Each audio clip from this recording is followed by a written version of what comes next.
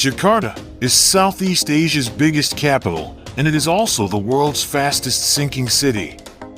It's pretty shocking that the city is still holding up even after being hit by an endemic, severe flooding, overpopulation, and now the worst climate crisis.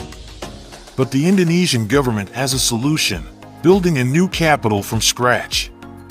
The soon-to-be capital Nusantara boasts a utopian city which will run on green energy.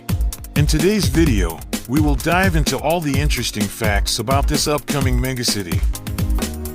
Indonesia's proposed new capital is located in East Kalimantan on the island of Borneo. Nusantara, which translates to archipelago in Javanese, is a reflection of the nation's expanding aspirations for economic and strategic power projection. The move will cost an estimated $35 billion, and Nusantara is expected to be home to almost 2 million residents by 2045. It is hoped that local and global talent will be enticed to take up residence there. This will be one of the biggest infrastructure projects the Indonesian government has ever undertaken. But why is Indonesia building a capital from scratch? Relocating a capital city is not undertaken lightly, but Indonesia has no other option. Its current capital, Jakarta, is quite literally sinking. The city is home to more than 11 million residents, but frequently swells to 30 million. Overpopulation is not the only issue. Jakarta is built on a delta system of 13 rivers. Currently, a startling 40% of the city is submerged. Since the city is so densely populated, water cannot seep into the soil. As a result, flooding is a persistent issue that will get worse due to climate change, population growth, and deteriorating infrastructure. Because of traffic congestion and flooding, Jakarta loses about $6 billion in productivity each year. The Indonesian government wants to relieve some of the pressure on Jakarta by constructing a new capital. Meanwhile, 60% of Indonesia's GDP is concentrated on Java, with Jakarta contributing to 1/5 of Indonesia's GDP. The regions of Kalimantan contribute less than 10% to the total GDP. This is despite the provinces having an abundance of commodities such as coal, gold, and oil. Because most of the country's wealth is concentrated in Jakarta, and many Indonesians living outside Java have long complained about being forgotten.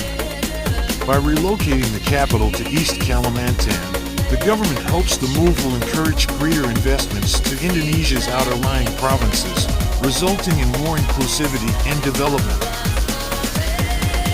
Serious conversations about moving Indonesia's capital had been going on for some time, but it was not until 2021 that a master plan was developed. The plan to move Indonesia's capital has been suggested by Indonesia's first president Sukarno in 1957. But this plan was abandoned, and Jakarta was declared the country's capital during the 1960s. The idea of building a new capital 800 miles away on the island of Borneo was first proposed in 2019. The plan was announced by President Joko Widodo. He stated that the relocation of the new capital was to address economic inequality in Indonesia and to relieve the burden on Jakarta and the island of Java where it is located.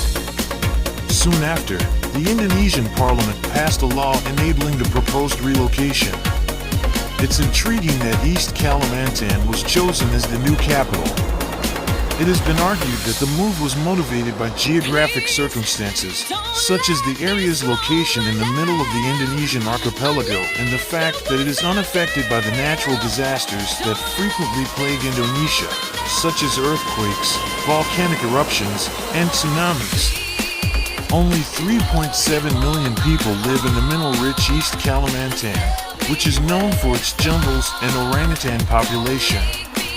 Strategically, shifting its capital to East Kalimantan will position Indonesia closer to areas of most interest, namely the Celebes Sea, Arafura Sea, and the Pacific Ocean. It is no secret that Indonesia aims to position itself as a dynamic Indo-Pacific power exploiting its formidable centrally located position. The country's objective to become maritime power in the region is very clear. It's difficult to comprehend the sheer scale of building a new capital.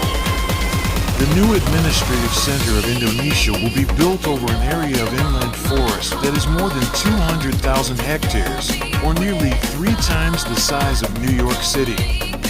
After the Indonesian parliament approved the relocation, in August 2022, the first shovel of earth was turned over at the site of the new capital.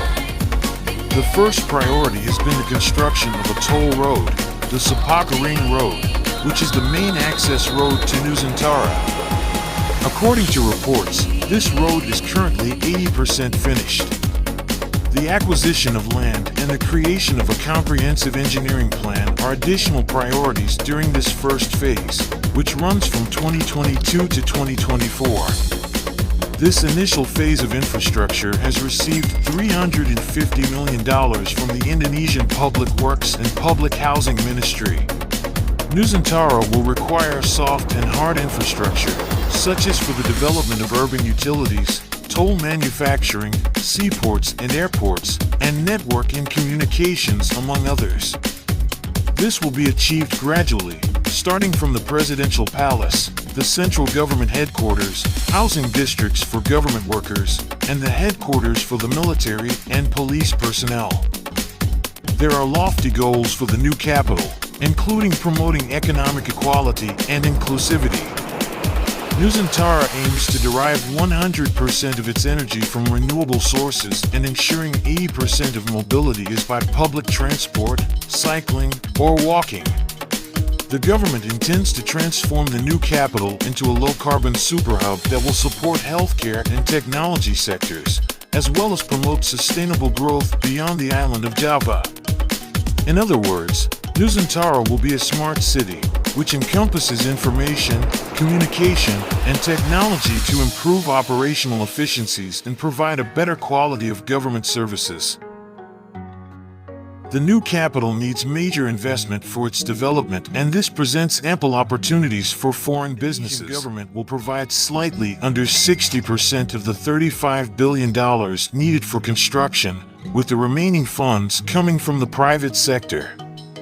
Strangely, although city planners have emphasized that they wish to avoid problems brought on by private investment, such as inequality and corruption, they will be dependent on it to raise the money necessary to build the city.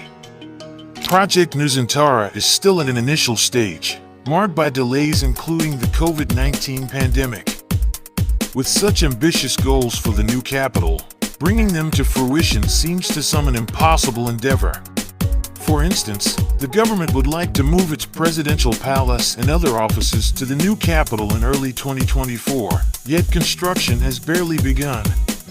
When Japanese investors visited the construction site in late June 2022, it is reported that they were puzzled because they barely saw anything aside from trees and a white sign with the words Nusantara Ground Zero. Soon after, they withdrew their funding, saying the project lacked a proper vision. With Japan's withdrawal, the country is reported to be turning to the Middle East nations, including Saudi Arabia and the United Arab Emirates, as well as China. The proposed site of the new capital is not far from the Mahakam Lakes, a beautiful area rich in peatlands and home to the Irrawaddy dolphin, an endangered species. Peatland fires are the most significant source of the acrid haze that regularly envelop various parts of Indonesia.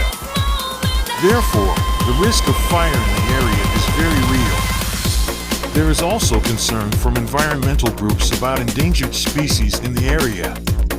Kalimantan is one of the few places on Earth where orangutans live in their natural habitat. Critics have argued that the construction of the new city will lead to the expansion of palm oil plantations and logging in an area rich in diverse wildlife and lush rainforests. Groups representing the indigenous people of Borneo have also voiced their concerns, saying that their environment and culture could be endangered by the move. Indigenous groups worry the government will destroy their villages.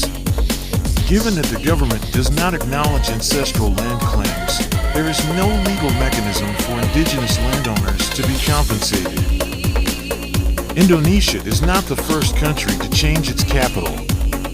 Brazil, Pakistan, and Nigeria have all changed theirs to newly planned and constructed cities. Egypt is currently building a massive new capital city to take the burden off the overpopulated Cairo. The success rate of building a new capital from scratch has been very low so far. For example, Brasilia brought in more segregation, and Myanmar's Naypyidaw is abandoned and looks like a ghost city now. Although Nigeria's Abuja quickened its urbanization, it couldn't put up an affordable housing plan for its people, so it ended up creating more slums. Above all else, in 1911, British Raj made Delhi India's new capital, changing it from Calcutta. Today the city ranks at the top for the world's worst air pollution. In the future, it is likely that many countries will jump on the bandwagon and construct new capitals to ease their presently overflowing capital cities. So Nusantara could be a case study for other countries planning to shift capitals, and this could be to find solutions or to learn lessons. Let us know your thoughts on this project in the comments section below. Thanks for watching and see you in the next video.